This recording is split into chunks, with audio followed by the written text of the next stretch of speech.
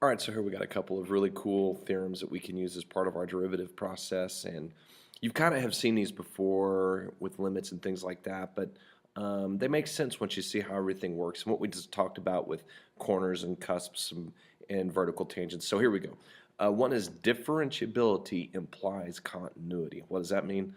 That means that if we can take a derivative, we're continuous at a point. So if some function has a derivative at a specific value of x, then we can take a derivative at that value of x because we're continuous at that value of x. And the other one is the intermediate value theorem, and this just says that if we look at some x value on the derivative and some second x value on the derivative, then all the points in between have to have a specific y coordinate value.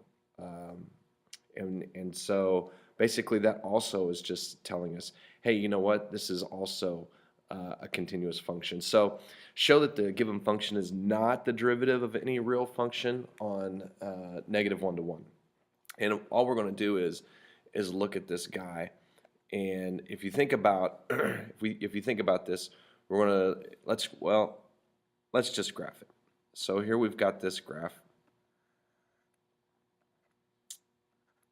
And if we graph the first part, right here, we'll graph in this pink color, we're going to be equal to 0 from negative 1 to 0. So let me give myself some coordinates here. Negative 1, 1, 2, negative 2.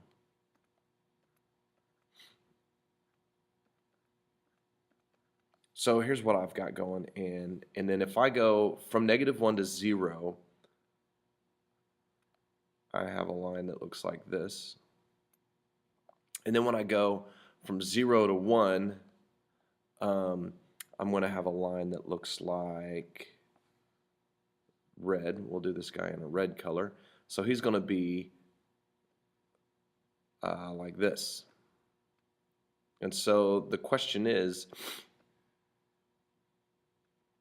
show that the function is not the derivative of any real function. Well, why is it not the derivative of any real function? Because right here, when x is equal to 0, we have a discontinuity.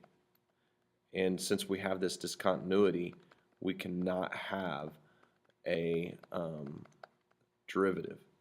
Now, if we were only looking from negative 1 to 0, so if we were to just look from negative 1 to 0, just from here to here, we can take the derivative because we have a slope.